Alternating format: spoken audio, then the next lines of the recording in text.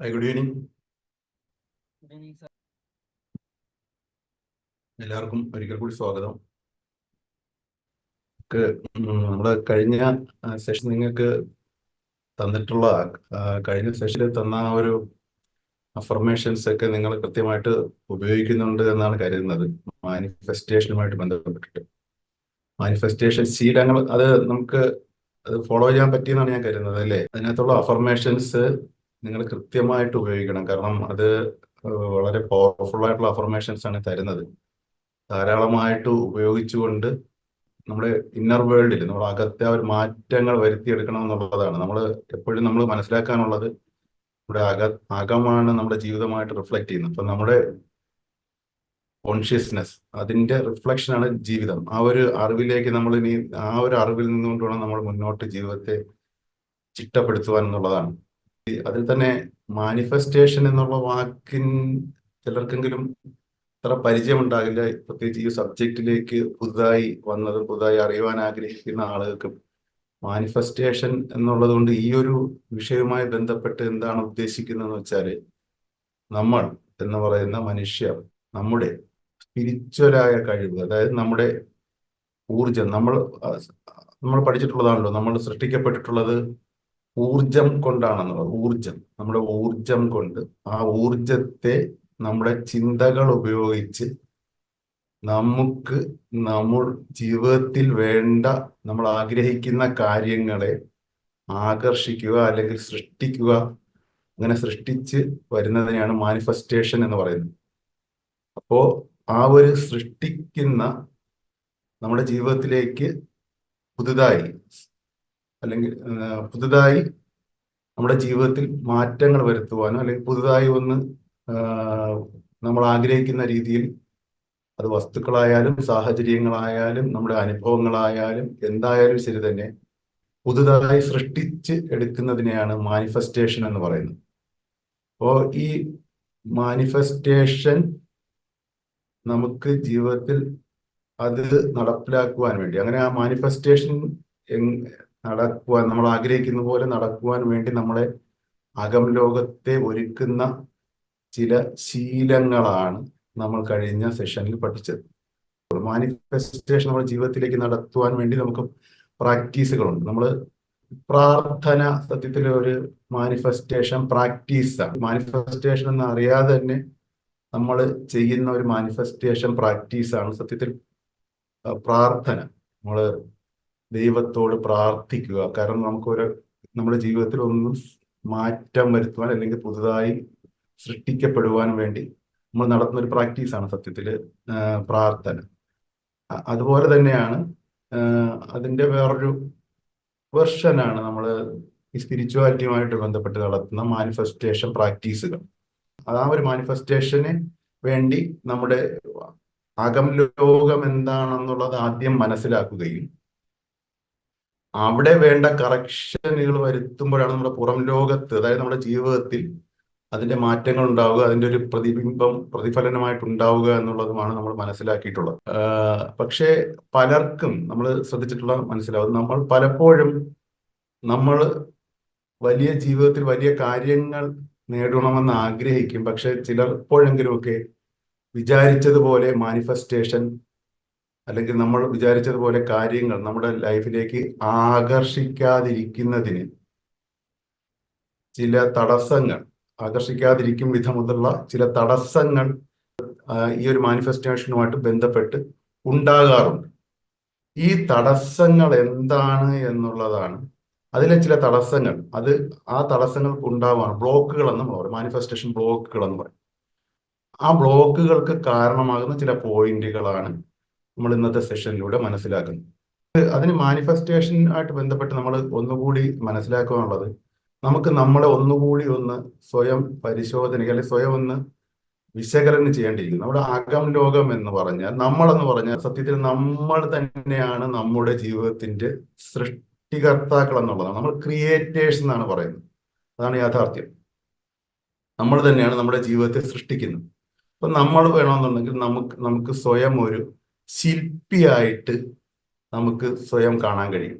ഒരു ശില്പങ്ങൾ ഉണ്ടാക്കുന്ന ശില്പികൾ, അതായത് നമ്മുടെ ജീവിതത്തിൽ വേണ്ട കാര്യങ്ങളെ സൃഷ്ടിച്ചെടുക്കുവാൻ വേണ്ടിയുള്ള നമ്മൾ ശില്പങ്ങളെ പോലെ ശില്പം എങ്ങനെയാണോ ഉണ്ടാക്കുന്നത്, അതുപോലെ നമുക്ക് നമ്മുടെ ജീവിതത്തിലേക്ക് വേണ്ട കാര്യങ്ങൾ കൃത്യമായി സത്യത്തിൽ നമ്മൾ സൃഷ്ടിച്ചെടുക്കാൻ കഴിയും.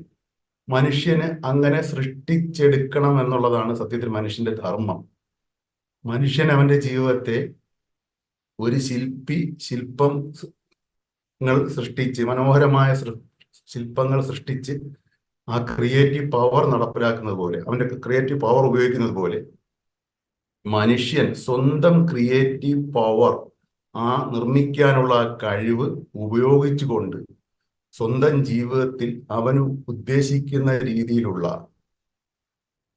കാര്യങ്ങൾ എന്താ പറയുക, രൂപപ്പെടുത്തി എടുക്കണമെന്നുള്ളതാണ്. അങ്ങനെ രൂപപ്പെടുത്തി എടുക്കുവാൻ കഴിവുള്ള ഒരേ ഒരു ജീവി മാത്രമേ ഉള്ളൂ, അത് മനുഷ്യനാണ്. അതായത് പുതുതായി സൃഷ്ടിച്ച് ക്രിയേറ്റ് ചെയ്ത് ഡെവലപ്പ് ചെയ്ത് എടുക്കുവാൻ കഴിവുള്ള ഒരേ ഒരു ജീവജാലം മനുഷ്യനാണ്. ഇവിടെ ഒരു ശില്പിക്ക് ഒരു കളിമൺ ശില്പം ഉണ്ടാക്കണമെന്നുണ്ടെങ്കിൽ അവർ ഉപയോഗിക്കുന്നത് കളിമണ്ണാണ് ഉപയോഗിക്കുന്നത്. നമ്മുടെ കയ്യിലും കുറച്ച് കളിമണ്ണ് കിട്ടിക്കഴിഞ്ഞാൽ നമുക്ക് നമ്മുടെ കഴിവിനനുസരിച്ച് ഓരോ കാര്യങ്ങൾ ഉണ്ടാക്കാൻ കഴിയും. എന്ന് പറഞ്ഞതുപോലെ നമ്മുടെ കയ്യിൽ ഇതുപോലെ കളിമണ്ണിന് തുല്യമായ ഒരു കാര്യമുണ്ട്. അതാണ് നമ്മുടെ എനർജി എന്ന് പറയുന്നത്. നമ്മുടെ എനർജി, ഈ എനർജി എന്ന് പറയുന്ന കളിമണ്ണ്, നമുക്ക് സാധാരണ നമുക്കൊരു ശില്പം ഉണ്ടാക്കണമെങ്കിൽ കുറച്ച് ക്ലേ വാങ്ങണം. അപ്പം നമ്മൾ വാങ്ങുകയാണ് ചെയ്യുന്നത്. കാരണം ഇത് വളരെ പരിമിതമായ തോതിൽ മാത്രമേ നമുക്ക് അവൈലബിൾ ഉള്ളൂ. അതുകൊണ്ട് തന്നെ നമുക്ക് ഒരു ക്ലേ വെച്ചിട്ട് ഉണ്ടാക്കുന്ന മോഡലുകൾക്ക് ഒരു പരിമിതിയുണ്ട്. അതിൻ്റെതായ അറിയാലോ ലിമിറ്റേഷൻസ് ഉണ്ട്. നമുക്ക് ലഭിക്കുന്ന അനുസരിച്ച് കുറച്ച് മാത്രമൊക്കെ സൃഷ്ടിക്കാൻ കഴിയുകയുള്ളൂ. എന്നാൽ നമുക്ക് യഥാർത്ഥത്തിൽ അവൈലബിൾ ആയിട്ടുള്ള ഈ കളിമണ്ണ് എന്ന് പറയുന്ന നമ്മുടെ ഊർജം, ഈ പ്രപഞ്ച സാഗരം ആകെ വ്യാപിച്ച് കിടക്കുന്നത് അത്രയും ഉണ്ട് എന്നുള്ളതാണ് ഓരോ മനുഷ്യന്റെയും ഉള്ളിൽ. അതായത് അനന്തമായിട്ട് ഒരു പരിമിതിയുമില്ലാതെ കളിമണ്ണ് നമുക്ക് കിട്ടിക്കഴിഞ്ഞാൽ നമുക്ക് ഒരു എത്രമാത്രം ശില്പങ്ങളോ അല്ലെങ്കിൽ മനോഹരമായ സൃഷ്ടികളോ ആഗ്രഹിക്കുന്ന പോലുള്ള മോഡലുകളോ നമുക്ക് സൃഷ്ടിച്ച് ഇറക്കാൻ കഴിയുമോ?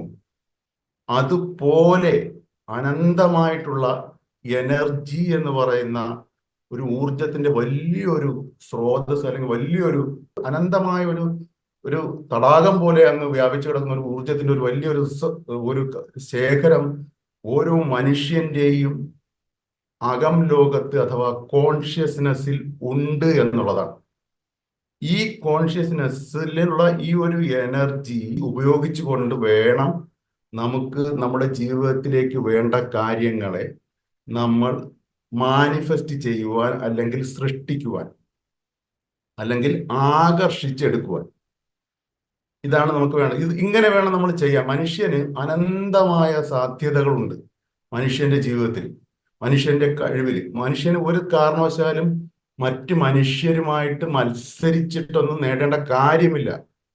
നമുക്ക് തന്നെ നമ്മുടെ ഈ ഒരു അനന്തമായ എനർജി ഉള്ള ഒരു പ്രഭാവത്തിൽ നിന്ന് നമുക്ക് ധാരാളമായി നമുക്ക് ജീവിതത്തിലേക്ക് ഇഷ്ടമുള്ളത് നമുക്ക് സൃഷ്ടിച്ചുകൊണ്ട് നമ്മുടെ ജീവിതത്തെ സമൃദ്ധമാക്കുവാൻ കഴിയും. അതാണ് സ്പിരിച്വാലിറ്റി നമ്മെ പഠിപ്പിക്കുന്നത്. പക്ഷേ നമ്മൾ സൃഷ്ടിക്കുവാനുള്ളത് നമ്മുടെ അകത്താണ്, നമ്മുടെ അകം ലോകത്താണ്. ആ അകം ലോകത്തിനെയാണ് കോൺഷ്യസ്നെസ് എന്ന് പറയുന്നത്. കോൺഷ്യസ്നെസ് നമ്മൾ പഠിച്ചല്ലോ. ആ കോൺഷ്യസ്നെസ് നമ്മൾ നമ്മുടെ ഉള്ളിൽ നമ്മുടെ ചിന്തകളും നമ്മുടെ മനസ്സും നമ്മുടെ ഉപബോധ മനസ്സും എല്ലാം ചേർന്നിട്ടുള്ള നമ്മുടെ ആ ഒരു കോൺഷ്യസ്നെസ്സിൽ ആണ് നമ്മൾ നമ്മുടെ സൃഷ്ടിപ്പ് നടത്തുവാനുള്ളത്. അവിടെ യാതൊരു വിധമായ പരിമിതിയുമില്ല. അതാണ് നമ്മുടെ ഈ മാനിഫെസ്റ്റേഷനുമായിട്ട് ബന്ധപ്പെട്ട് ആദ്യം നമ്മൾ മനസ്സിലാക്കാനുള്ള പോയിന്റ്. അതായത് നമുക്ക് നമ്മുടെ ജീവിതത്തിലേക്ക് വേണ്ടതെല്ലാം നമുക്ക് സമൃദ്ധമായിട്ട് സൃഷ്ടിക്കുവാനുള്ള കഴിവുണ്ട്. അതിനുള്ള റിസോഴ്സസ് നമ്മുടെ അടുത്ത് തന്നെ ഉണ്ട്. ആ ഒരു പോയിന്റ് നമ്മൾ മനസ്സിലാക്കിക്കോണം. ഇനി ഇത് എങ്ങനെയാണ് സൃഷ്ടിക്കുന്നത് പറഞ്ഞാൽ നമ്മൾ നമ്മുടെ മനസ്സിൽ ഉള്ളില് നമ്മൾ അതിന് തത്തുല്യമായ പിക്ചറുകൾ അല്ലെങ്കിൽ ആ ഒരു നമുക്ക് ജീവിതത്തിൽ എന്താണോ വേണ്ടത് അത് ഉള്ളിൽ സൃഷ്ടിക്കുക. അതാണ് മാനിഫെസ്റ്റേഷൻ പ്രാക്ടീസ് എന്ന് പറയുന്നത്. നമ്മൾ ജീവിതത്തിൽ എന്താണോ വേണ്ടത് അത് ഉള്ളിൽ സൃഷ്ടിക്കുക. എൻ്റെ കണ്ണാടിക്കകത്ത് നമ്മൾ പറഞ്ഞല്ലോ, നമ്മുടെ ജീവിതം എന്ന് പറഞ്ഞാൽ കോൺഷ്യസ്നെസിന്റെ പ്രതിബിംബം എന്നല്ലേ നമ്മൾ പഠിച്ചത്. കോൺഷ്യസ്നെസിന്റെ പ്രതിബിംബം, പ്രതിഫലനം എന്നായിട്ടാണ് നമ്മൾ, അതായത് നമ്മുടെ ഈ ജീവിതം എന്ന് പറഞ്ഞാൽ സത്യത്തിൽ ഒരു പ്രതിബിംബം മാത്രമാണ്. ഒറിജിനൽ എന്ന് പറഞ്ഞാൽ നമ്മുടെ അകത്താണുള്ളത്. അതാണ് നമ്മൾ മനസ്സിലാക്കിയിട്ടുള്ളത്. ഈ ജീവിതം നമ്മളിപ്പോൾ കാണുന്ന സത്യത്തിൽ പ്രതിബിംബം മാത്രമാണ്. നമ്മുടെ ഉള്ളിലാണ് ഇതിന്റെ ഒറിജിനൽ. നമ്മൾ ഇതിനോടകം തന്നെ സൃഷ്ടിച്ചു വെച്ചത് കൊണ്ടാണ് ഞാൻ നമ്മുടെ ജീവിതത്തിലൂടെ നമ്മൾ ഇത് കാണുന്നത്. ഞാൻ എൻ്റെ കണ്ണാടിയിൽ കൂടി കാണുന്ന പ്രതിബിംബം എന്ന് പറഞ്ഞാൽ ഞാൻ ഇവിടെ എൻ്റെ ഒറിജിനൽ ഈ കണ്ണാടിക്ക് ഓപ്പോസിറ്റ് ആയിട്ടുണ്ട് എന്നുള്ളത് കൊണ്ടാണ് ഞാൻ അതിന്റെ പ്രതിബിംബം കാണുന്നത്. എന്ന് പറഞ്ഞതുപോലെ നമ്മുടെ ജീവിതത്തിൽ എന്ത് കണ്ടാലും അതിന്റെ ഒരു ഒറിജിനൽ നമ്മുടെ ഉള്ളിലുണ്ട്. അതുകൊണ്ട് തന്നെ നമുക്ക് ഈ പ്രതിബിംബത്തിൽ, അതായത് നമ്മുടെ ജീവിതത്തിൽ എന്ത് കാണണമെന്നുണ്ടെങ്കിലും അത് ആദ്യം നമ്മുടെ ഉള്ളിൽ സൃഷ്ടിക്കണമെന്നുള്ളതാണ്. ഉള്ളിൽ സൃഷ്ടിക്കണം. ആ ഒരു ഉള്ളിൽ സൃഷ്ടിക്കുന്ന പ്രോസസ്സിനെയാണ് മാനിഫെസ്റ്റേഷൻ പ്രോസസ്സുകൾ, മാനിഫെസ്റ്റേഷൻ പ്രാക്ടീസ് എന്ന് പറയുന്നത്. ഇങ്ങനെ മാനിഫെസ്റ്റേഷൻ പ്രാക്ടീസുകൾ പലതരത്തിലുണ്ട്. നമുക്ക് റിലീജിയൻസിലൊക്കെ വിശ്വസിക്കുന്നവർ അത് ദൈവത്തോട് പ്രാർത്ഥിക്കാറുണ്ട്. പ്രാർത്ഥിച്ചിട്ട് ഇന്ന കാര്യങ്ങൾ തരണം എന്ന് പ്രാർത്ഥിക്കുമ്പോഴും അത് ഉള്ളിൽ അങ്ങനെ ഒരു സൃഷ്ടിപ്പാണ് നടത്തി അതിന്റെ പ്രതിബിംബമായിട്ടാണ് ലഭിക്കുന്നത്, അത് കാണുന്നത്. അങ്ങനെയാണ് ആ പ്രാർത്ഥനയ്ക്ക് ഫലം കിട്ടിയെന്ന് പറയുന്നത്. അല്ലാതെ ഈ സ്പിരിച്വൽ പോയിന്റ് ഓഫ് വ്യൂ അല്ലെങ്കിൽ ലോ ഓഫ് അട്രാക്ഷൻ പോലുള്ള പ്രാക്ടീസുകൾ, അതിന്റെ ആ ഒരു പഠനപ്രകാരം നമുക്ക് ഉള്ളിൽ തന്നെ വിഷ്വലൈസേഷനിലൂടെയും അഫർമേഷനിലൂടെയും അതുപോലെ തന്നെ അതുപോലെ മറ്റ് ചില മാനിഫെസ്റ്റേഷൻ പ്രാക്ടീസുകളിലൂടെയും കൃത്യമായി നമുക്ക് ഉള്ളില് നമുക്ക് വേണ്ട കാര്യങ്ങളെ നമ്മുടെ കോൺഷ്യസ്നെസ്സിൽ സൃഷ്ടിക്കാൻ കഴിയും. അത് അപ്പോൾ എന്ത് ചെയ്യും?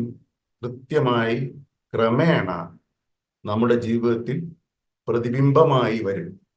കാരണം ഞാൻ എൻ്റെ കണ്ണാടിയുടെ ഓപ്പോസിറ്റ്, കണ്ണാടിയിൽ കൂടെ കാണുവാൻ ഞാൻ ആഗ്രഹിക്കുന്ന കാര്യം ഞാൻ വെറുതെ ഇവിടെ ഇരുന്ന് ആഗ്രഹിച്ചിട്ട് കാര്യമില്ല. അത് ഞാൻ എന്ത് ചെയ്യണം? അതിന് നേരെ ഓപ്പോസിറ്റ് കൊണ്ടുവരണം. എങ്കിൽ മാത്രമേ കണ്ണാടികൾ ഉണ്ടാവൂ. അതുപോലെ തന്നെ നമ്മുടെ ജീവിതത്തിൽ നാം എന്തെങ്കിലും കാണുവാൻ അല്ലെങ്കിൽ ലഭിക്കുവാൻ അല്ലെങ്കിൽ എക്സ്പീരിയൻസ് അനുഭവിക്കുവാൻ ആഗ്രഹിക്കുന്നു എന്നുണ്ടെങ്കിൽ അത് തീർച്ചയായും അതിന്റെ ഒറിജിനൽ നമ്മൾ ഉണ്ടാക്കണം. ആ ഒറിജിനൽ ഉണ്ടാക്കുവാനുള്ള അനന്തമായ മെറ്റീരിയൽ, റോ മെറ്റീരിയൽസ് ആണ് ഊർജം എന്ന് പറയുന്നത്, എനർജി എന്ന് പറയുന്നത്. അത് നമുക്കുണ്ട്. അത് നമ്മുടെ ഉള്ളിൽ തന്നെയാണ്. അത് നമ്മളെന്ന് പറഞ്ഞ തന്നെ എനർജി കൊണ്ടാണ് സൃഷ്ടിക്കപ്പെട്ടെങ്കിൽ നമുക്ക് അനന്തമായ എനർജിയുടെ വലിയൊരു ഒരു കലവറ നമുക്കുണ്ട്. ഒരു തരത്തിലുള്ള കുറവും അവിടെ ഇല്ല. അതുകൊണ്ട് തന്നെ മനുഷ്യൻ ഒരിക്കലും മറ്റുള്ളവരോട് മത്സരിച്ചിട്ടല്ല, സ്വന്തം ക്രിയേറ്റീവ് പവർ ഉപയോഗിച്ച് ഈ അനന്തമായ സ്വന്തം എനർജി റിസോഴ്സിൽ നിന്ന് ധാരാളമായ റോ മെറ്റീരിയൽസ് എടുത്തുകൊണ്ട് വേണം സ്വന്തം ജീവിതത്തെ സൃഷ്ടിക്കാൻ എന്നാണ് നമുക്ക് ഈ സബ്ജക്റ്റിൽ നിന്ന് പഠിക്കുവാനുള്ളത്. അങ്ങനെ വരുമ്പോൾ പല രീതിയിലുള്ള മാനിഫെസ്റ്റേഷൻ പ്രാക്ടീസുകൾ നിങ്ങളിൽ പലരും മനസ്സിലാക്കിയിട്ടുണ്ടാകും, അല്ലെങ്കിൽ പ്രാർത്ഥിക്കുന്നവരുണ്ടാകും. എന്നിട്ടും എന്തുകൊണ്ടാണ് മാനിഫെസ്റ്റേഷൻ നടക്കാതെ പോകുന്നത്? എന്നുള്ളതിന്റെ അതിനാണ് അതിനാണ് മാനിഫെസ്റ്റേഷൻ ബ്ലോക്കുകൾ എന്ന് പറയുന്നത്. Manifestation block.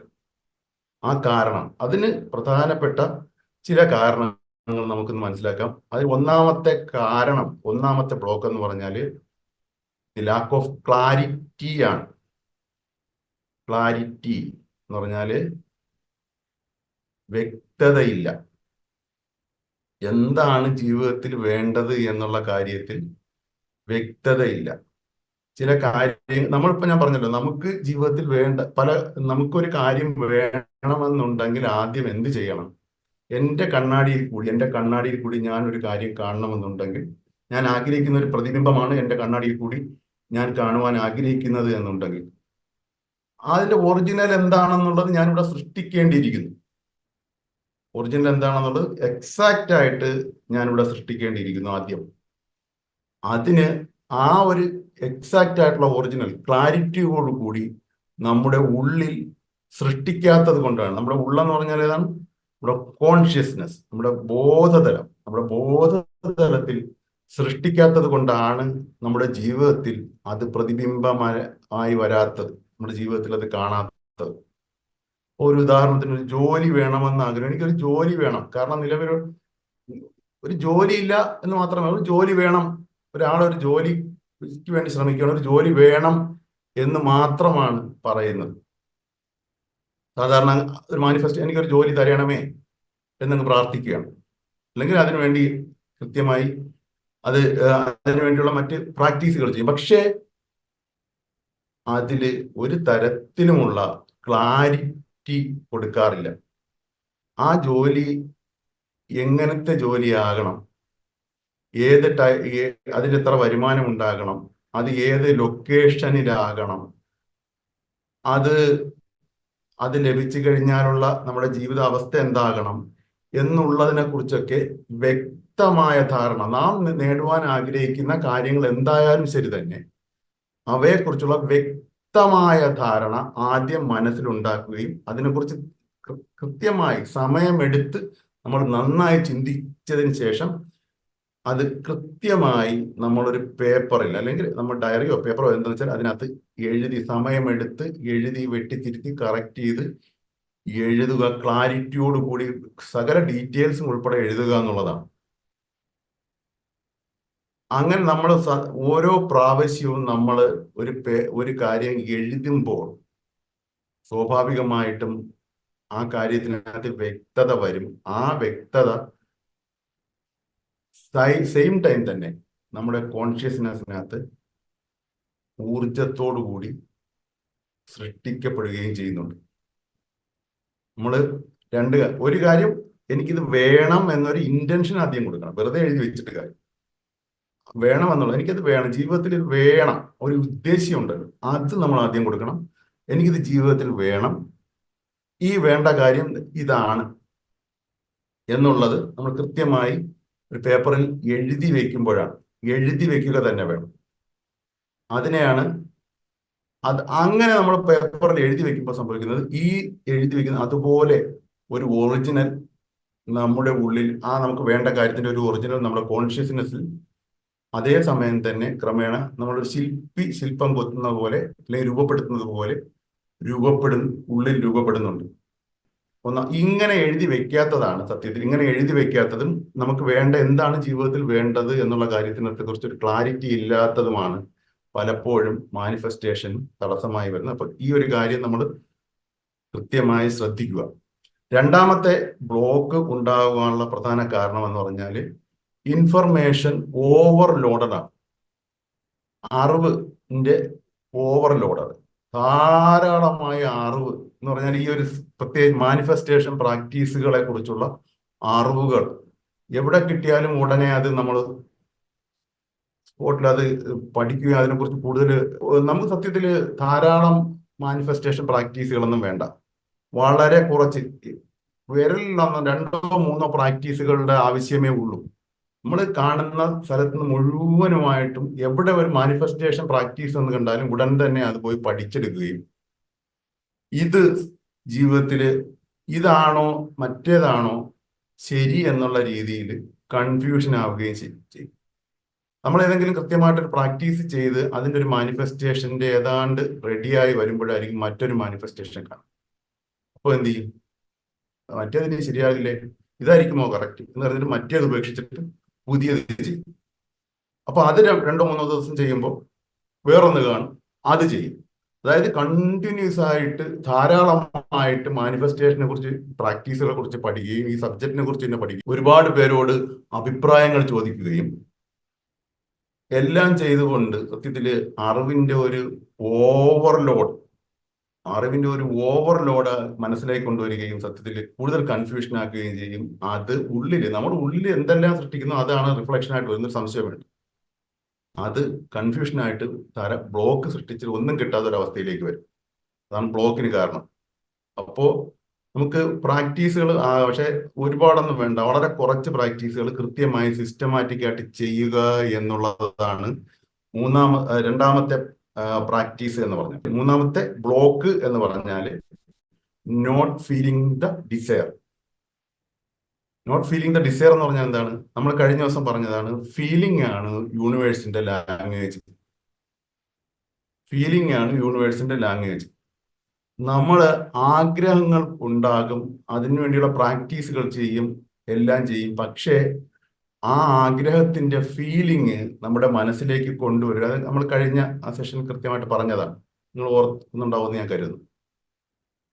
നമുക്ക് ഒരു കാര്യം ആഗ്രഹിക്കുമ്പോൾ തന്നെ നമ്മൾ അല്ലെങ്കിൽ അതിനുവേണ്ടിയുള്ള പ്രാർത്ഥന അല്ലെങ്കിൽ മാനിഫെസ്റ്റേഷൻ പ്രാക്ടീസ് ചെയ്യുമ്പോൾ തന്നെ ആ ആഗ്രഹം നേടിക്കഴിയുമ്പോഴുണ്ടാകുന്ന ഫീലിംഗ് നമ്മൾ ആ സമയത്ത് തന്നെ കൊടുക്കണം. അതിനുവേണ്ടി നമ്മൾ പ്രാക്ടീസ് ചെയ്യുക തന്നെ വേണം. ഇത് നമ്മൾ സത്യത്തിൽ പലപ്പോഴും ഒരു സംശയത്തിന്റെ അല്ലെങ്കിൽ കിട്ടില്ല എന്നുള്ള നെഗറ്റീവ് ഫീലിംഗിന്റെയും ബേസിലായിരിക്കും പലപ്പോഴും നമ്മൾ മാനിഫെസ്റ്റേഷൻ പ്രാക്ടീസുകൾ ചെയ്യുന്നത്. നോട്ട് ഫീലിംഗ് ദ ഡിസയർ, അതായത് ഡിസയറില് ആഗ്രഹത്തില് ഫീലിംഗ് കൊടുക്കില്ല. നമുക്ക് അത് കൃത്യമായിട്ട് ഇനി അത് കൃത്യമായിട്ട് നമ്മൾ ഫോളോ ചെയ്തേ മതിയാകും. കാരണം നമ്മൾ വേണ്ട കാര്യം എന്തായാലും ശരി തന്നെ, അത് വേണ്ട കാര്യം, ആ കാര്യം നമ്മൾ നേടിക്കഴിഞ്ഞാലുള്ള ഫീലിംഗ് എങ്ങനെയാണോ അത് ഈ നിമിഷം മനസ്സിൽ കൊണ്ടുവന്ന് എക്സ്പീരിയൻസ് ചെയ്യുവാൻ ശീലിക്കുക. അത് ആദ്യം കുറച്ച് ബുദ്ധിമുട്ടായിട്ട് തോന്നും, പക്ഷേ അത് നമ്മൾ കൃത്യമായിട്ട് നമ്മൾ സിസ്റ്റമാറ്റിക് ആയിട്ട് നമ്മൾ ഫോളോ ചെയ്യാൻ നമുക്ക് സാധിച്ചാൽ അത് വലിയ പവർഫുൾ ആയിട്ടുള്ള ഒരു പ്രാക്ടീസാണ്. അത് തന്നെയാണ് വേണ്ടത്. കാരണം നമ്മുടെ ഫീലിംഗിലൂടെയാണ് നമ്മുടെ സബ് കോൺഷ്യസ് മൈൻഡിന് നമുക്ക് വേണ്ട കാര്യം എന്താണെന്നുള്ളത് മനസ്സിലാകുന്നത്. ഫീലിംഗിലൂടെയും പിക്ചറിലൂടെയും. അതിൽ തന്നെ ഫീലിംഗ് ആണ് കുറച്ചുകൂടി എഫക്റ്റ്. അപ്പൊ അതുകൊണ്ടാണ് നമ്മൾ ആക്ടാസിക് പോലുള്ള പ്രാക്ടീസുകളൊക്കെ അതാണ് നമ്മൾ പഠിപ്പിക്കുന്നത്. അതായത് ഭാവിയിൽ വേണ്ട കാര്യങ്ങൾ നമ്മളിപ്പോ നേടിക്കഴിഞ്ഞതായിട്ട് നമ്മൾ ആക്ട് ചെയ്യും. അപ്പൊ എന്ത് ചെയ്യും? ആക്ട് ചെയ്യുമ്പോൾ ആ ഫീലിംഗ് കൂടെ കൊണ്ടുവരും. നാളെ വേണ്ട നമുക്ക് നേടുവാൻ ആഗ്രഹിക്കുന്ന കാര്യം ഇപ്പൊ നേടിക്കഴിഞ്ഞ മാനിഫെസ്റ്റേഷൻ നമ്മൾ നേടിക്കഴിഞ്ഞു എന്നുള്ള രീതിയിൽ ആക്ട് ചെയ്യും. Act as if we are achieve. അങ്ങനെ ചെയ്യുമ്പോൾ എന്ത് ചെയ്യും? ഓട്ടോമാറ്റിക്കായിട്ട് ഫീലിംഗ് കൊണ്ടുവരും. അത് കുറച്ച് നമ്മൾ അങ്ങനെ ആക്ട് ചെയ്ത് കളിക്കുമ്പോൾ അതിന്റെ ഫീലിംഗ് സബ് കോൺഷ്യസിനെ ബോധ്യപ്പെടുകയും അതിന്റെ മാനിഫെസ്റ്റേഷന് വേണ്ടി ഉള്ള പ്രോസസ്സിലേക്ക് കടക്കുകയും ചെയ്യും. നാലാമത്തെ ബ്ലോക്ക് എന്ന് പറഞ്ഞാൽ ഓവർ തിങ്കിങ് ആണ്. അത് നമുക്ക് അറിയാമല്ലോ.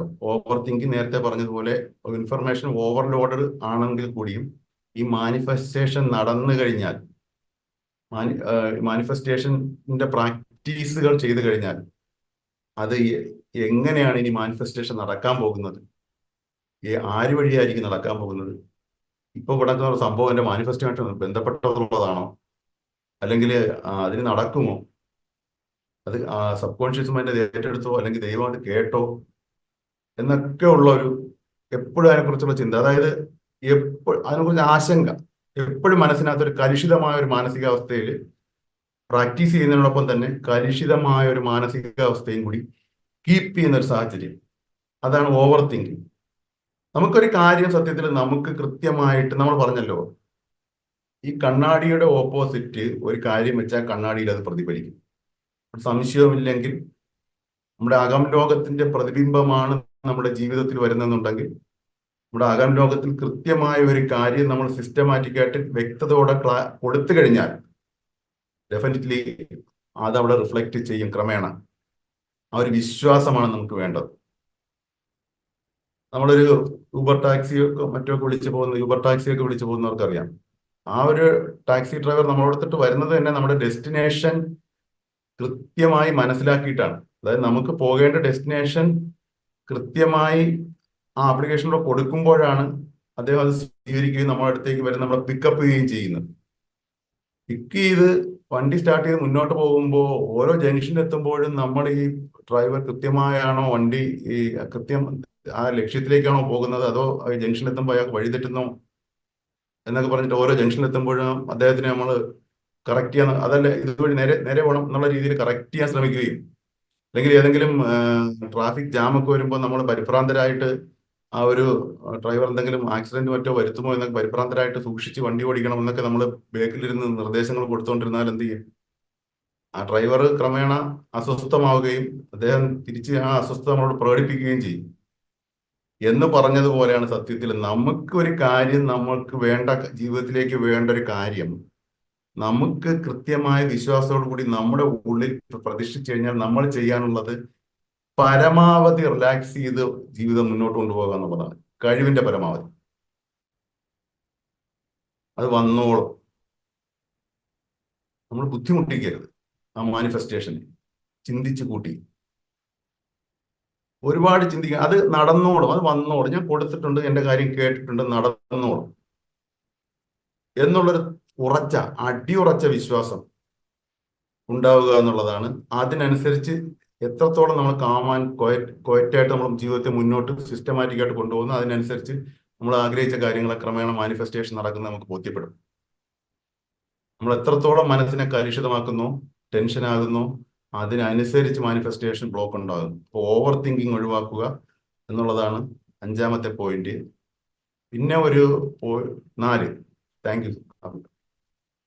4ാമത്തെ പോയിന്റ്. 5ാമത്തെ പോയിന്റ് എന്ന് പറഞ്ഞാൽ കൺസിസ്റ്റൻസി ഇല്ലായ്മയാണ്. അത് നേരത്തെ പറഞ്ഞ ആ ഒരു പോയിന്റുമായിട്ട് കണക്ട് ചെയ്ത് വേണമെങ്കിൽ പറയാം.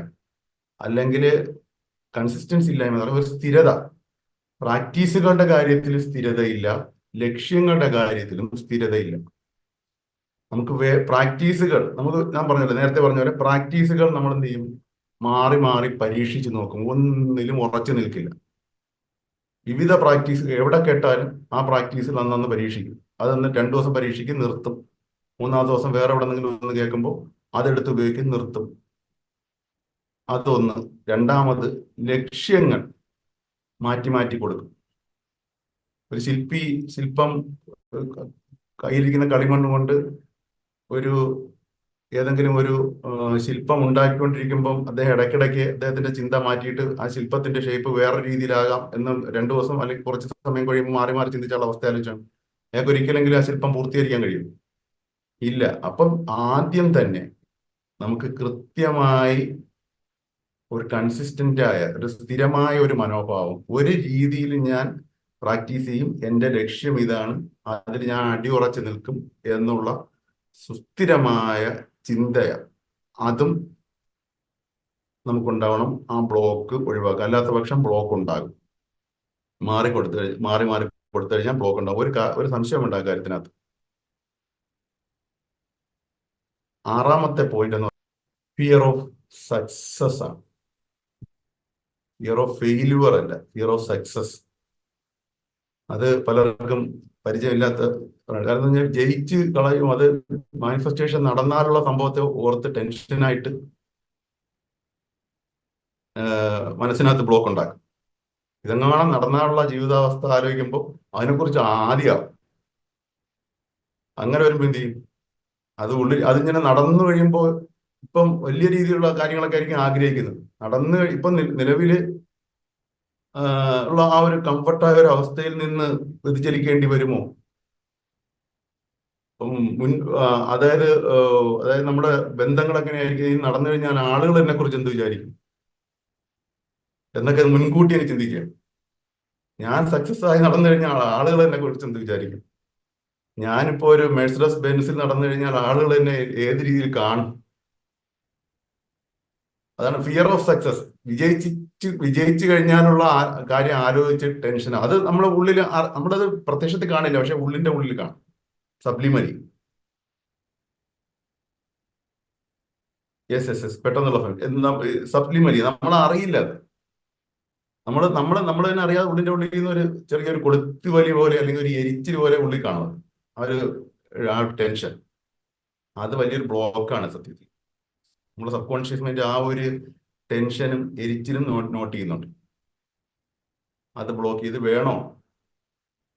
കാരണം നമ്മുടെ സബ് കോൺഷ്യസ് മൈൻഡ് എപ്പോഴും നമ്മുടെ വളരെ വളരെ അനുസരണയുള്ള ഒരു ഒരു ഭൃത്യനായിട്ടാണല്ലോ. നമ്മുടെ യജമാനൻ, നമ്മുടെ ഉപബോധ മനസ്സ്, നമ്മുടെ ഭൃത്യൻ, അങ്ങനെയാണ് നമ്മൾ കാണാറ്. അപ്പോൾ നമ്മുടെ ഉള്ളിലെ ചെറിയൊരു ഫീലിംഗിന്റെ ഒരു വ്യത്യാസം പോലും, വേരിയേഷൻ പോലും അതിന് മനസ്സിലാകുകയും ചെയ്യും. അതിനനുസരിച്ച് മാത്രമേ ആ മാനിഫെസ്റ്റേഷൻ മുന്നോട്ട് കൊണ്ടുപോവുകയുള്ളൂ. അങ്ങനെ വരുമ്പോൾ എന്ത് ചെയ്യും? സ്വാഭാവികമായിട്ട് നമ്മുടെ ഉള്ളിലുള്ള ഇത്തരം ഭയങ്ങളും, ആ വിജയിച്ചു കഴിഞ്ഞാലുള്ള ഭയവും എല്ലാം ഒക്കെ അത് ചെറിയ ചെറിയ രീതിയിലുള്ളതാണെങ്കിലും നോട്ട് ചെയ്യുന്നുണ്ട്. ഒരു കാരണവശാലും അങ്ങനെ വിചാരിക്കേണ്ട. അതിന് നമ്മൾ കൃത്യമായി ശക്തമായ അഫർമേഷൻസ് കൊടുത്തുകൊണ്ട് നമ്മുടെ മനസ്സിനെ കണ്ടീഷൻ ചെയ്യണം. അത് മാത്രമല്ല, നമുക്ക് നമ്മുടെ ബോധത്തിൽ നമുക്ക് ഉയരുമ്പോൾ അത് നമ്മളൊരു തോന്നൽ മാത്രമാണ്. നിലവിലുള്ള ഒരു മാനസിക അവസ്ഥയിൽ നിന്നുകൊണ്ട് ഒരു തോന്നൽ മാത്രമാണ്. ആളുകൾ നമ്മളെ കുറിച്ച് എന്ത് വിചാരിക്കും? ചിന്തിച്ചാൽ നമുക്ക് എന്താണ്? നമുക്കൊന്നുമില്ല. അവരൊന്നും നമ്മളെ കുറിച്ച് ചിന്തിക്കുന്നില്ല, ചിന്തിക്കാനൊന്നും പോകുന്നില്ല അധികം. നമുക്ക് നമ്മുടെ ഒരു ലോകമാണ്. നമ്മുടെ ജീവിതത്തെ ഏറ്റവും മികച്ച രീതിയിലാക്കുവാൻ നമുക്ക് മാത്രമേ കഴിയൂ. അത് മറ്റുള്ളവർക്ക് വേണ്ടി ആകരുത് നമ്മൾ ജീവിക്കാനുള്ളത്. അത് നമ്മൾ മനസ്സിലാക്കണം. അപ്പൊ നമുക്ക് ഒരു സക്സസ്ഫുൾ ആയിട്ടുള്ള ഉയർന്ന ജീവിതം വേണമെന്നുണ്ടെങ്കിൽ അത് 100% എനിക്ക് വേണമെന്നുള്ള തീവ്രമായ ആഗ്രഹം നമ്മുടെ ഉള്ളിൽ നമ്മൾ സൃഷ്ടിക്കണം. അവിടെ പിന്നെ ഒരു കണ്ടീഷനും വെക്കരുത്. ഒരു കണ്ടീഷൻ ആളുകൾ എന്തോ വിചാരിക്കട്ടെ, അവർ 2 ദിവസം ചിലപ്പോൾ വിചാരിച്ചിരിക്കും. ഞാൻ ഇപ്പൊ തകർന്ന് തരിപ്പണായി കിടക്കുമ്പോൾ അവർ വിചാരിക്കുന്നുണ്ടല്ലോ ആരെങ്കിലും നമ്മളെ സഹായിക്കുന്നു.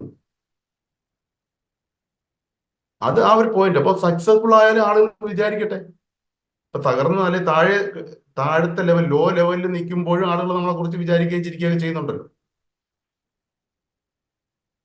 അത്ര പെയിൻഫുൾ ഒന്നും ആകില്ലല്ലോ നമ്മൾ സക്സസ്ഫുൾ ആയി കഴിഞ്ഞാൽ.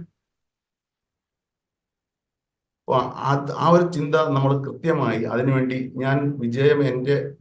എനിക്ക് അർഹിക്കുന്നുണ്ട്. ആ ഒരു അഫർമേഷൻ ഉണ്ടല്ലോ, ആ ഒരു അർഹതയുടെ അഫർമേഷൻ നല്ല രീതിയിൽ കൊടുക്കണം. അവിടെയാണ് ഈ അർഹതയുടെ അഫർമേഷൻസിന്റെ പ്രാധാന്യമുള്ളത്. വലിയ വിജയം, ഉയർന്ന വിജയം, സമാധാനം നിറഞ്ഞ ഒരു വിജയം ഞാൻ അർഹിക്കുന്നുണ്ട്. ആ ഒരു അഫർമേഷൻ നമ്മൾ എഴുതി ആവർത്തിച്ച് കൊടുത്തുകൊണ്ട്, കോസ് ആൻഡ് എഫക്റ്റ് നമ്മൾ കൊടുത്തുകൊണ്ട് തീർച്ചയായിട്ടും നമുക്ക് എന്ത് ചെയ്യാം? നമുക്ക് ആ ഒരു ബ്ലോക്കിനെ നമുക്ക് മാറ്റാൻ കഴിയും. അത് നമ്മൾ മനഃപൂർവ്വം കൊടുക്കണം. ആ ഒരു ഭയം ഉണ്ടോ എന്ന് ശ്രദ്ധിച്ചുകൊണ്ട് നമ്മുടെ ഉള്ളിൽ ഉണ്ടെങ്കിൽ അതൊരു ബ്ലോക്കാണ്. Fear of success. എത്ര 6 ഒരെണ്ണം കൂടി ഉണ്ടല്ലോ. എല്ലായ്പ്പോഴും നമ്മൾ മനസ്സിലാക്കണ്ട, ഏറ്റവും പവർഫുൾ ആയിട്ടുള്ള ഒരു ബ്ലോക്ക് എന്ന് പറഞ്ഞാൽ നമ്മുടെ വൈബിന്റെ ബ്ലോക്കാണ്. നമ്മൾ ലോ വൈബിലായിരിക്കുമ്പോൾ നമ്മുടെ വൈബ് നോക്കണം. നമ്മൾ കൃത്യമായിട്ട് നമ്മുടെ വൈബിനെ നമ്മൾ പരിശോധിക്കണം. നമ്മുടെ വൈബ് ലോ ആണെന്നുണ്ടെങ്കിൽ ഹയർ വൈബിലുള്ള ചില കാര്യങ്ങൾ നമുക്ക് മാനിഫെസ്റ്റ് ചെയ്യാൻ പാടായിരിക്കും. അത് നമ്മൾ ലോ ഓഫ് വൈബ്രേഷൻ്റെ മനസ്സിലാക്കിയതാണ്. അപ്പൊ നമുക്ക് അതിനുവേണ്ടിയുള്ള പ്രാക്ടീസുകൾ ഞാൻ നിങ്ങൾക്ക് തന്നിട്ടുള്ള താങ്ക് യുവിന്റെ മെഡിറ്റേഷൻ ആയാലും മറ്റ് പ്രാക്ടീസുകളായാലും ഒക്കെ തന്നിട്ടുള്ളത്, പിന്നെ അഫർമേഷൻസ് ഒക്കെ തന്നിട്ടുള്ളതും, അതുപോലെ നമ്മുടെ ക്യാരക്ടറിൽ വരേണ്ട മാറ്റങ്ങൾ. നമ്മൾ വേറൊന്നുമല്ല, വൈബിനെ ഉയർത്തുവാൻ ഏറ്റവും മികച്ച മാർഗം ഏറ്റവും മികച്ച ഒരു മനുഷ്യനാവുക എന്നുള്ളതാണ്. അൺകണ്ടീഷണൽ ആയിട്ടുള്ള സ്നേഹമുള്ള ഒരു മനുഷ്യനോടും നമ്മൾ ആ ഒരു വൈബിനെ മനസ്സിലാക്കുവാനാണ് നമ്മൾ the laws of the universe പഠിച്ചിട്ടുള്ളത്. മനസ്സിലായില്ലേ? പ്രപഞ്ച നിയമങ്ങളെ കുറിച്ച് നമ്മൾ കൃത്യമായി മനസ്സിലാക്കിയത് ആ നിയമങ്ങൾ കൃത്യമായി ഫോളോ ചെയ്തുകൊണ്ട് നമുക്ക് നമ്മുടെ ആ വൈബിനെ ഉയർത്തുവാൻ വേണ്ടിയാണ്. അപ്പൊ നമുക്ക് നമ്മളെന്ന് പറയുന്ന മനുഷ്യൻ ഏറ്റവും മികച്ച, നല്ല സ്വഭാവ ശുദ്ധിയുള്ള, എല്ലാവരെയും ഒരുപോലെ സ്നേഹിക്കുന്ന, അൺകണ്ടീഷണലായി സ്നേഹിക്കുന്ന, എല്ലാത്തിനോടും നന്ദിയുള്ള മികച്ച ഒരു വ്യക്തിയായി നമ്മൾ സ്വയം മാറുമ്പോൾ തന്നെ സ്വാഭാവികമായും നമ്മൾ നല്ല വൈബുള്ള വ്യക്തികളായിക്കോളും. ഒരുപാട് തടസ്സങ്ങൾ നമ്മൾ ആ ഒരു ഉള്ളിനെ നമ്മൾ ശുദ്ധീകരിക്കുന്നതോടുകൂടി ഓട്ടോമാറ്റിക്കായിട്ട് അലിഞ്ഞില്ലാതാകുന്നുണ്ട്. ഒരുപാട് തടസ്സങ്ങൾ കാരണം പലപ്പോഴും പല തടസ്സങ്ങളും നമുക്കുണ്ടാകാൻ കാര്യം നമുക്ക് മറ്റുള്ളവരോടും നമ്മൾ വെച്ച് പുലർത്തുന്ന പക, വിദ്വേഷം, മറ്റു വ്യക്തികളോടുള്ള ദേഷ്യം, ഉള്ളിലുള്ള നീരസം, ഇത്തരം കാര്യങ്ങളൊക്കെയാണ്. അതെല്ലാം നമ്മൾ വിട്ട് ഫോർഗീവ് ചെയ്ത് അൺകണ്ടീഷണൽ ആയിട്ട് എല്ലാവരെയും നമുക്ക് സ്നേഹിക്കുവാൻ നമുക്ക് കഴിഞ്ഞാൽ തീർച്ചയായിട്ടും ക്രമേണ നമ്മുടെ ആ ഒരു വൈബ് ഉയരുകയും ഒരുപാട് രീതിയിൽ ഉള്ള തടസ്സങ്ങൾ നമുക്ക് മാറി നമുക്ക് നല്ല രീതിയിൽ നമ്മുടെ ലക്ഷ്യങ്ങൾ നമ്മൾ ഈസി ആയിട്ട് അട്രാക്ട് ചെയ്യുവാനും നമുക്ക് കഴിയും. അപ്പോൾ ഇത്രയാണ് ഈ 7 പോയിന്റ്സ്, 7 ബ്ലോക്കുകളാണ് നമ്മൾ മനസ്സിലാക്കാനുള്ളത്. അപ്പോൾ ഈ ഒരു ഏതെങ്കിലും രീതിയിൽ ഈ ഒരു സബ്ജക്റ്റിൽ സംശയം ഉണ്ടെന്നുണ്ടെങ്കിൽ നിങ്ങൾക്ക് ചോദിക്കാം. Thank you so much. ഞാൻ ഒന്ന് പ്രദീപ് ഇല്ല, അതുകൊണ്ട് നിങ്ങളൊന്ന് താങ്ക് യു സോ മച്ച്. നിങ്ങൾ ഒന്ന് ഹാൻഡ് റൈസ് ചെയ്തിട്ട് ക്വസ്റ്റ്യൻ ചോദിക്കണേ. Thank you so much.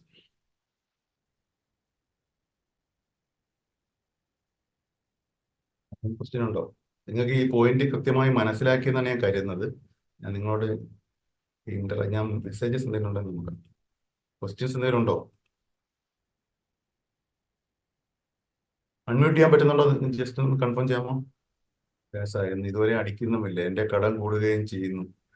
ഇങ്ങനെ ചിന്തിക്കാൻ പാടില്ലേ എന്നാണ്. ലോട്ടറി അടിച്ചാൽ ഞാൻ ഒരുപാട് പേരെ സഹായിക്കുമെന്ന് ഇപ്പൊ അങ്ങനെ ഒരു വിഷയം ഉണ്ടല്ലോ. അപ്പോൾ ലോട്ടറി അടിച്ചാൽ അതൊരു ശിക്ഷയായി മാറുന്ന രീതിയിലുള്ള വാർത്തകളൊക്കെ വരുന്നു. ഈ കടമുണ്ട് എന്നുള്ള ഒരു നിരന്തരമായ ചിന്ത നമ്മൾ ഒഴിവാക്കിയിട്ട് ഒരു സെക്കൻഡ് ഞാനത് വായിക്കാം. ഒരുപാട് ഞാൻ വായിക്കുന്നില്ല. കടം എനിക്ക്, അതായത് നമ്മളിപ്പോ എനിക്ക് 10 ലക്ഷം കടമുണ്ട്, ഈ ജന്മം തീർക്കാൻ ഒരു വഴിയുമില്ല എന്ന് നമ്മൾ എഴുതി വെക്കുമ്പോൾ എന്താണ് സംഭവിക്കുന്നത്? നിങ്ങൾ തന്നെ സ്വയം മുൻകൂട്ടി ഒരു പ്രോഗ്രാം ചെയ്യുകയല്ലേ. എനിക്ക് കടമുണ്ട്, ആരാണ് പറഞ്ഞത് നിങ്ങൾക്ക് അതിന് കഴിയില്ല എന്നുള്ളത്? നിങ്ങൾ സ്വയം വിശ്വസിച്ച് നിങ്ങൾ ഇതുപോലെ ഇങ്ങനെ എല്ലാ സ്ഥലത്തും എഴുതുകയും കമന്റ് ചെയ്യുകയും ആളുകളോട് പറഞ്ഞുകൊണ്ടിരിക്കുന്നു കഴിഞ്ഞാൽ എന്താണ് ചെയ്യുന്നത്? അതൊരു അഫർമേഷനായി മാറുകയല്ലേ. ഉള്ളിനകത്ത് അത് വീണ്ടും വീണ്ടും സൃഷ്ടിക്കുകയല്ലേ ചെയ്യുന്നത്. അതല്ലേ പ്രതിബിംബമായിട്ട് ജീവിതത്തിലേക്ക് നിൽക്കുകയുള്ളൂ. നമ്മളത് ആ ഫോക്കസ് മാറ്റണം, ഫോക്കസ് ഷിഫ്റ്റ് ചെയ്യണം. അതൊരു നിലവിൽ ജീവിച്ചു പോകാനുള്ള ഏതെങ്കിലും രീതിയിൽ കുറച്ച് പൈസ എങ്കിലും കയ്യിലുണ്ടെന്നുണ്ടെങ്കിൽ അതിൽ വലിയ സന്തോഷവും നന്ദിയും പ്രകടിപ്പിക്കണം. അതിന് അത്യധികമായ നന്ദിയും സ്നേഹവും സന്തോഷവും പ്രകടിപ്പിക്കണം ആ പൈസയോട്, നിലവിൽ നമ്മളെ നിലനിർത്തുന്ന. അതിൽ അങ്ങനെ ചെയ്യൂ. അപ്പൊ വഴി തുറന്നു വരും. നമ്മൾ എന്തിനാണോ അറ്റൻഷൻ, നമ്മളെ ശ്രദ്ധ കൂടുതലായിട്ട് കൊടുക്കുന്നത്, അതാണ് നമ്മുടെ ജീവിതത്തിലേക്ക് കൂടുതലായി ആകർഷിക്കുന്നത്. എന്തിലാണോ നമ്മുടെ ശ്രദ്ധ കൂടുതലായിട്ട് കൊടുക്കുന്നത് അത് നമ്മുടെ ജീവിതത്തിലേക്ക് ആകർഷിക്കും, അല്ലെങ്കിൽ സസ്റ്റൈൻ നിലനിൽക്കും, കൂടുതലായിട്ട് വർദ്ധിക്കും.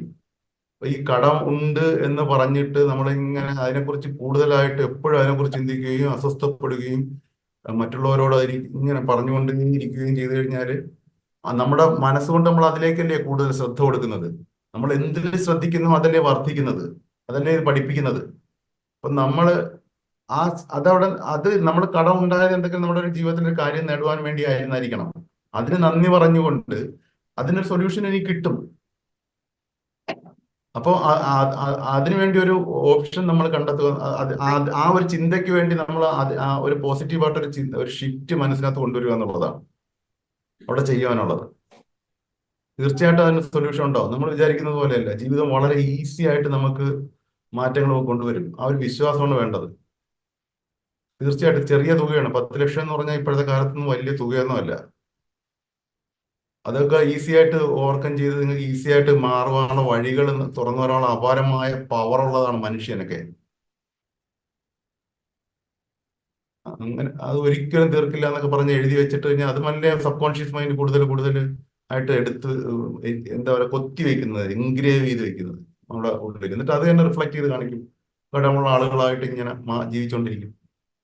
ഇനി ഇങ്ങനെ നെഗറ്റീവ് ഒന്നും എഴുതരുത്.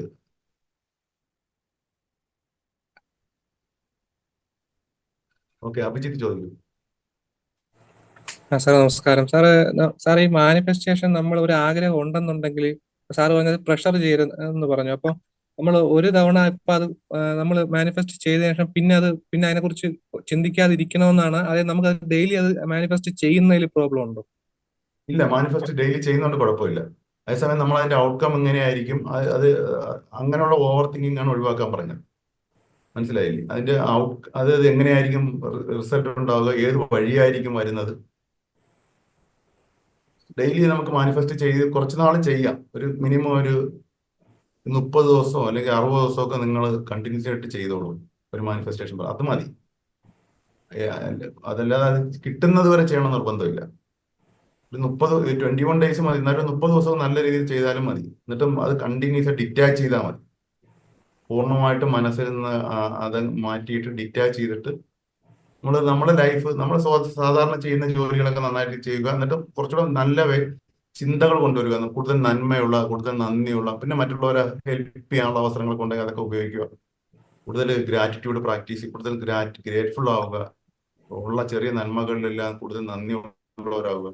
അപ്പൊ നമ്മൾ സ്വാഭാവികം നമുക്ക് വേണ്ട കാര്യം അവിടെ കൃത്യമായിട്ട് നമുക്കിപ്പോ മാനിഫെസ്റ്റേഷൻ ഉള്ളിൽ വന്നാൽ അത് നമ്മുടെ ലൈഫ് എന്ന് പറയുന്ന അതിലേക്ക് ഒരു പ്രതിഫലിപ്പിക്കാൻ അതിനൊരു ടൈം ഉണ്ട്, ഒരു ഗ്രോത്ത് ഉണ്ട്, ഒരു ഗ്രോത്ത് പീരീഡ് ഉണ്ട് ആ മാനിഫെസ്റ്റേഷൻ. അതിന് നമ്മൾ സമയം കൊടുക്കണം. അത് നമ്മൾ മനസ്സിലാക്കാനുള്ളത്. Okay sir, thank you. Okay. അല്ല, പക്ഷെ നമുക്കൊരു 30 ദിവസമൊക്കെ കണ്ടിന്യൂസ് ആയിട്ട് പ്രാക്ടീസ് ചെയ്തിട്ട് നിർത്തിക്കോളൂ കേട്ടോ. അല്ല പിന്നെ അങ്ങനെ 30 ദിവസം മിനിമം ചെയ്ത് ഒരേ സമയം നമുക്ക് വേണ്ട കാര്യങ്ങൾ ക്ലാരിറ്റിയോടെ എഴുതണം എന്ന് പറഞ്ഞല്ലോ. അതിന്റെ ഒരു എക്സാമ്പിൾ പറഞ്ഞു തരുമോ? ക്ലാരിറ്റിയോടെ എഴുതുക എന്ന് പറഞ്ഞാൽ നമുക്കൊരു ഇപ്പൊ പറഞ്ഞല്ലോ ഒരു ജോലി വേണം എന്നുള്ള കാര്യമാണെങ്കിൽ കൂടിയും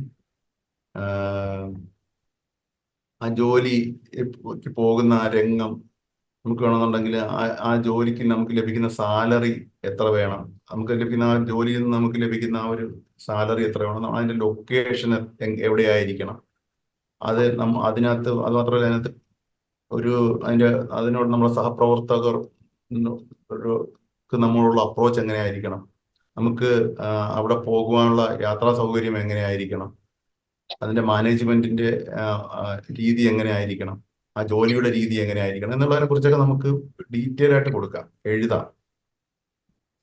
മനസ്സിലായി? നമുക്ക് എവിടെയാണോ ഒരു ക്ലിയറൻസ് ഉണ്ട് അത് കൃത്യമായിട്ട് നമ്മൾ കുറച്ച് സമയം എടുത്തിട്ട് എഴുതിയാൽ മതി, ആലോചിച്ച് എഴുതിയാൽ മതി. മറ്റു ഉദാഹരണങ്ങളൊക്കെ നോക്കി. ക്ലാരിറ്റി ത്രൂ കോൺട്രാസ്റ്റ് എന്ന് പറഞ്ഞിട്ട് ഞാനൊരു വീഡിയോ തന്നെ ചെയ്തിട്ടുണ്ട്. നിങ്ങൾക്ക് കോൺട്രാസ്റ്റ് എന്ന് പറഞ്ഞാൽ എന്താണ്? ഇപ്പൊ നിലവില് ഉള്ള ബുദ്ധിമുട്ടുകളെ നമ്മൾ നോക്കുമ്പോൾ അതിന് ഓപ്പോസിറ്റ് ആണ് നമുക്ക് വേണ്ട കാര്യം.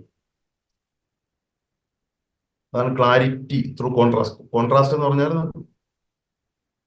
വിരുദ്ധത എന്നാണ്. അപ്പൊ നമുക്ക് നിലവില് ഇല്ലാത്ത കാര്യങ്ങളാണല്ലോ നമുക്ക് വേണ്ടത്.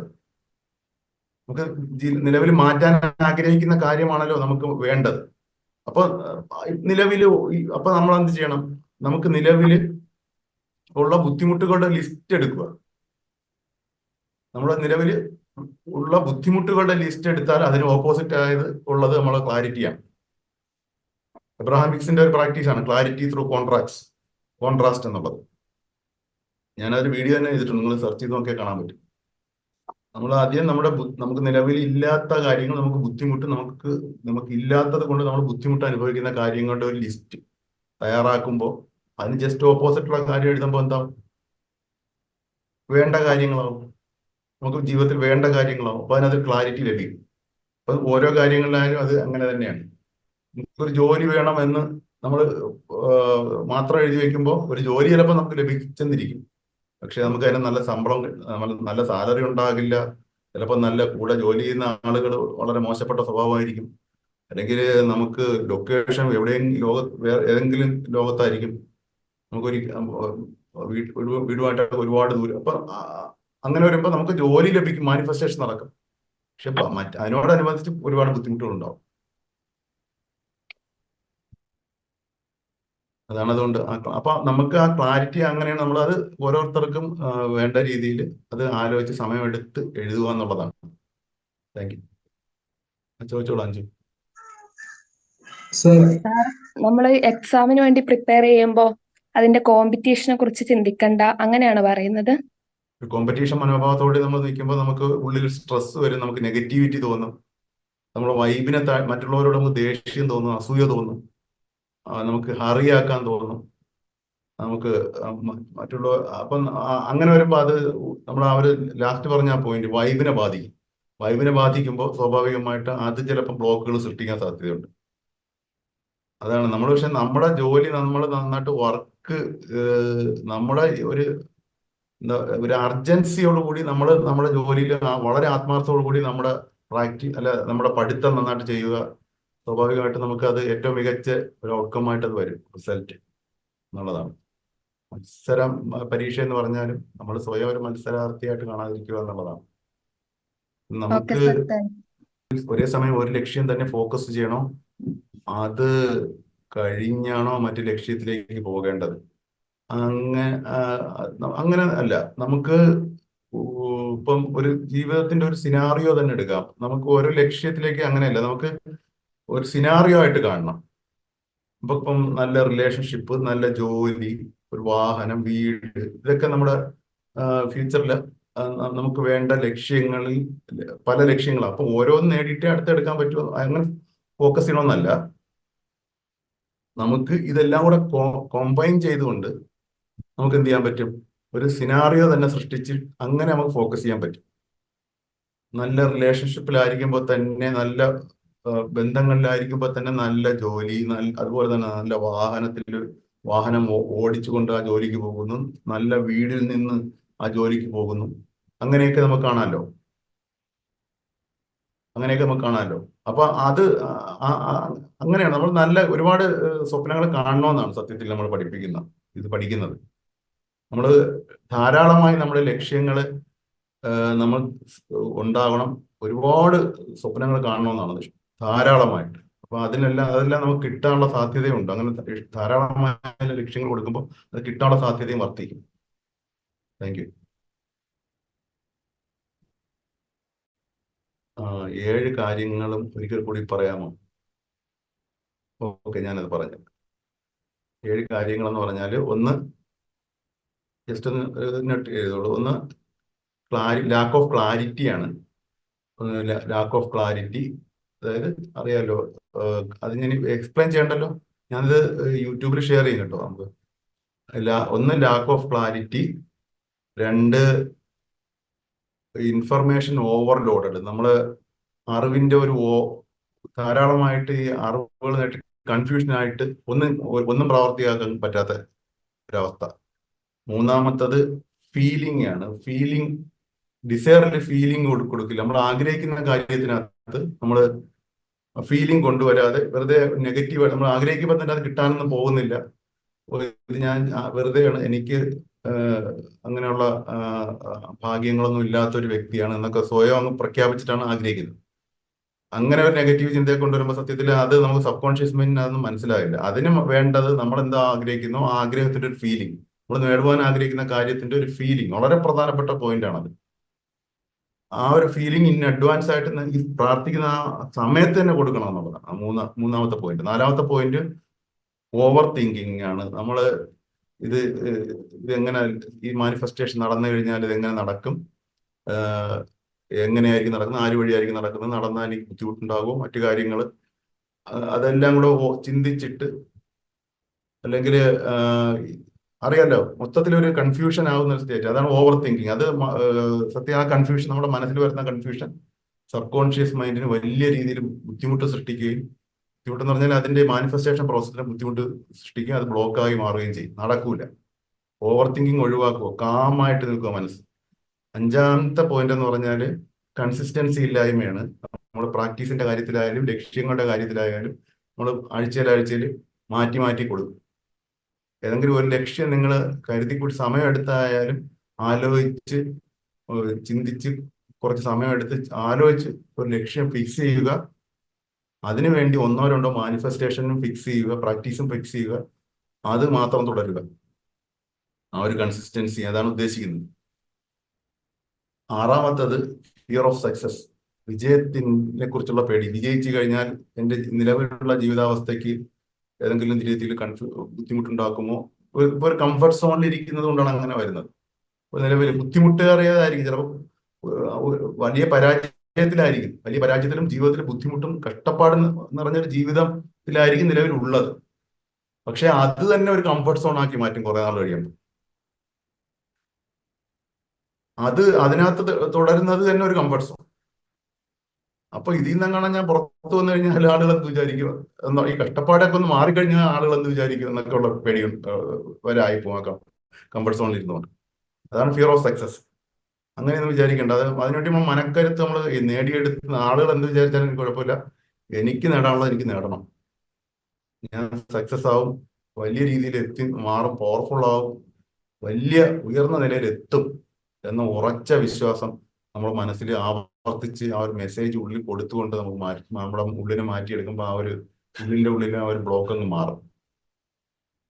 7ാമത്തെ പോയിന്റ് എന്ന് പറഞ്ഞാല് ലോ വൈബ് കാരണമാണ്. നമുക്ക് നെഗറ്റിവിറ്റി എപ്പോഴും നമ്മൾ ഈ നെഗറ്റീവ് വാർത്തകളും നെഗറ്റീവ് കമ്മ്യൂണിറ്റി, നെഗറ്റീവായിട്ടുള്ള സോഷ്യൽ മീഡിയ കമ്മ്യൂണിറ്റിയിലൊക്കെ മെമ്പർമാരായിട്ട് അവിടെ വരുന്ന സകല വാർത്തകളും അല്ലെങ്കിൽ മറ്റുള്ളവരെ കുറിച്ചുള്ള കുറ്റപ്പെടുത്തലുകളും പിന്നെ ട്രോളുകളും എപ്പോഴും അറിയാമല്ലോ.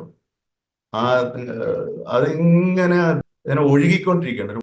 അത് ഇങ്ങനെ നിരന്തരമായിട്ട് നമ്മുടെ മുന്നിൽ കൂടെ അത് കടന്നു പോകുമ്പോൾ എന്ത് ചെയ്യും, അത് നമ്മുടെ സബ് കോൺഷ്യസ് നമുക്ക് ഉള്ളിനകത്ത് വലിയ രീതിയിൽ നെഗറ്റിവിറ്റി സൃഷ്ടിക്കും.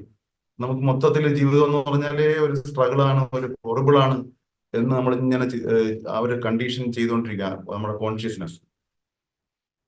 അപ്പം അത് നമ്മുടെ വൈബിനെ താഴ്ത്തും. ഇപ്പൊ നമ്മൾ അങ്ങനെയല്ല. ജീവിതം എന്ന് പറഞ്ഞാല് മറ്റു മനുഷ്യര് ഒരുപോലെ കണ്ടുകൊണ്ട് ഓൺനെസ്സിൽ വിശ്വസിച്ചുകൊണ്ട് എല്ലാവരും എൻ്റെ ഭാഗമാണ്, എല്ലാവരും എൻ്റെ തന്നെ ഭാഗമാണ്, എല്ലാവരെയും ഞാൻ സ്നേഹിക്കാനുള്ളവരാണ്, എല്ലാവരോടും എനിക്ക് നന്ദിയുണ്ട്, എല്ലാവരും ചേർന്നും കൂടിയാണ് എന്നെ നിലനിർത്തുന്നത്, എല്ലാവരും സ്പിരിച്വലി കണക്റ്റഡ് ആണ്, ഒന്നാണ്, അദ്വൈതമാണ് എന്നുള്ള ഉറച്ച